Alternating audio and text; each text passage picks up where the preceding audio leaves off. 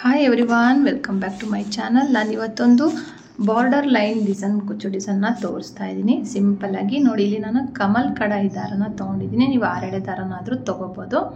ಫಸ್ಟಿಗೆ ಬಟ್ಟೆಗೆ ಲಾಕ್ ಮಾಡ್ತಾ ಇದ್ದೀನಿ. ಲಾಕ್ ಆದಮೇಲೆ ಪಕ್ಕದಲ್ಲಿ ಒಂದು ಎಕ್ಸ್ಟ್ರಾ ಲಾಕ್ ಮಾಡ್ಕೊತೀನಿ. ಮಾಡ್ಕೊಂಡಾದಮೇಲೆ ಇವಾಗ ಚೈನ್ಗಳನ್ನ ಹಾಕೋಣ. ಇಲ್ಲಿ ಕುಚ್ಚು ಬರೋದಿಲ್ಲ, just border line design. 3 chain ಆದರೂ ಹಾಕ್ಬೋದು ಅಥವಾ 2 ಚೈನ್ ಆದರೂ ಹಾಕ್ಬೋದು. ಸೂಜಿ ಮೇಲೆ 2 ಸರಿ ದಾರ ತೊಗೊಂಡು ಆ 3 ಚೈನ್ ಎಷ್ಟು ಗ್ಯಾಪ್ ಬರುತ್ತಲ್ಲ ಅಷ್ಟೇ ಗ್ಯಾಪಿಗೆ ಕರೆಕ್ಟಾಗಿ ಬಟ್ಟೆಗೆ ಕರೆಕ್ಟಾಗಿ ಸೂಜಿ ತೂರಿಸ್ಬಿಟ್ಟು ದಾರ ತಂದುಬಿಟ್ಟು ಇಲ್ಲಿ ಟ್ರಿಬಲ್ ಕ್ರೋಶೆನ ಹಾಕಬೇಕು. 2ರಿಂದ 1 ಸರಿ, 2ರಿಂದ 1 ಸರಿ, ಮತ್ತು 2ರಿಂದ 1 ಸರಿ. ನೋಡಿ, ಈ ಥರ ವಿ ಶೇಪ್ ಬರಬೇಕು. ಇವಾಗ ಸೂಜಿ ಮೇಲೆ ದಾರನ ಹಾಗೆ ಇಟ್ಕೊಂಡ್ಬಿಟ್ಟು ಆ 3 ಏನು ಕಂಬ ಹಾಕಿದ್ವಲ್ಲ ಅದರೊಳಗಡೆಯಿಂದ ದಾರ ತಂದುಬಿಟ್ಟು ಈ ಥರ ಒಂದೇ ಒಂದು ಕಂಬದಿಂದ ಹೊರಗಡೆ ಬರಬೇಕು.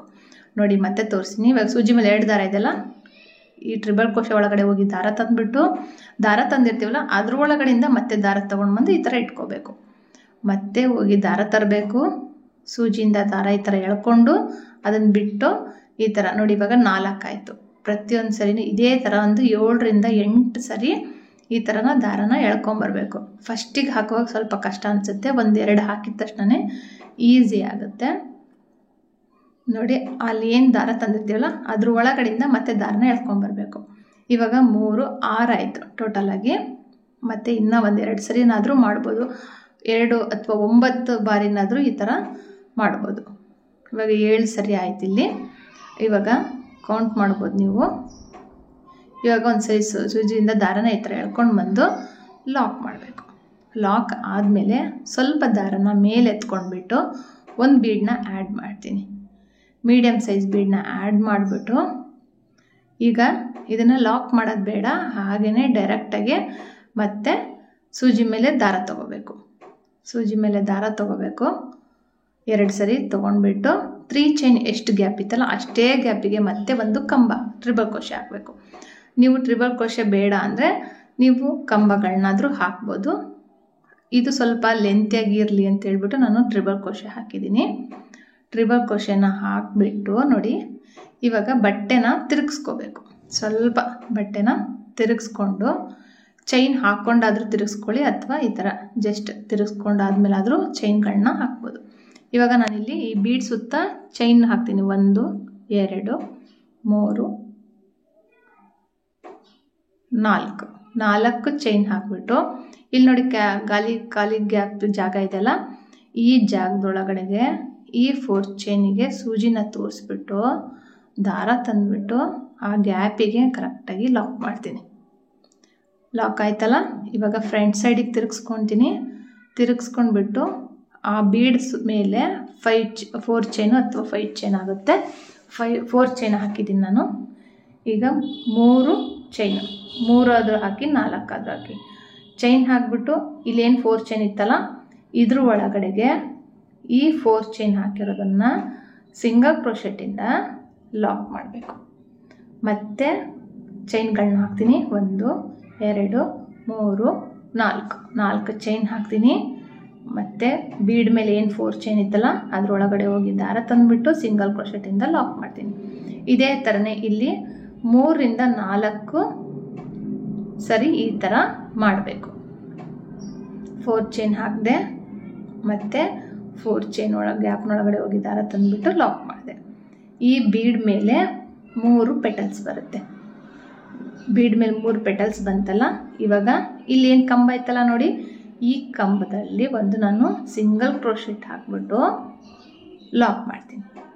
ಲಾಕ್ ಆದಮೇಲೆ ಇವಾಗ ಮತ್ತೆ ಸೂಜಿನ ಈ ಟ್ರಿಬಲ್ ಕ್ರೋಶೆ ಒಳಗಡೆ ಗ್ಯಾಪ್ ಇದೆಯಲ್ಲ, ಇಲ್ಲಿ ಗ್ಯಾಪ್ ಒಳಗಡೆ ಹೋಗಿ ದಾರ ತಂದುಬಿಟ್ಟು ಒಂದು ಫಸ್ಟ್ನೇ ದಾರ ತಂದಿರ್ತೀವಲ್ಲ ಅದ್ರ ಒಳಗಡೆಯಿಂದ ಸೂಜಿ ದಾರದಿಂದ ದಾರ ಎಳ್ಕೊಂಬರ್ಬೇಕು.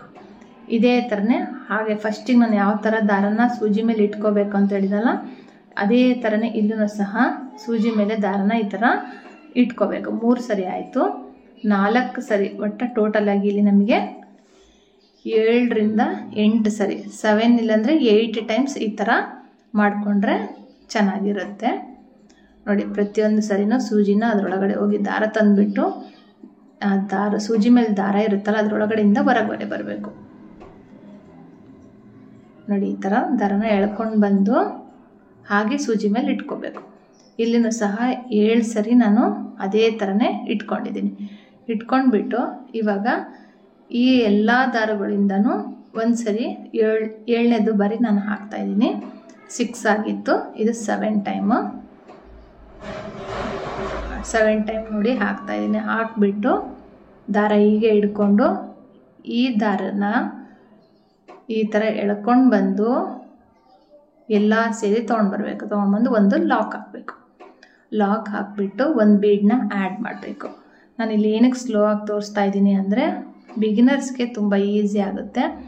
ಆಗ್ತಾನೆ ಕಲಿತಾ ಇರ್ತಾರಲ್ಲ ಅವರಿಗೆ ಬೀಡನ್ನ ಆ್ಯಡ್ ಮಾಡಿಬಿಟ್ಟು ಬೀಡನ್ನ ಲಾಕ್ ಮಾಡೋದು ಬೇಡ. ಡೈರೆಕ್ಟಾಗಿ ಸೂಜಿ ಮೇಲೆ 2 ಸರಿ ದಾರ ತೊಗೊಂಡು 3 ಚೈನ್ ನೋಡಿ ಇಲ್ಲಿ ಎಷ್ಟೆಷ್ಟು ಗ್ಯಾಪ್ ಕೊಟ್ಟಿದ್ವೋ ಅಷ್ಟೇ ಗ್ಯಾಪಿಗೆ ಮತ್ತೆ ಟ್ರಿಬಲ್ ಕ್ರೋಶೆನ ಹಾಕಬೇಕು.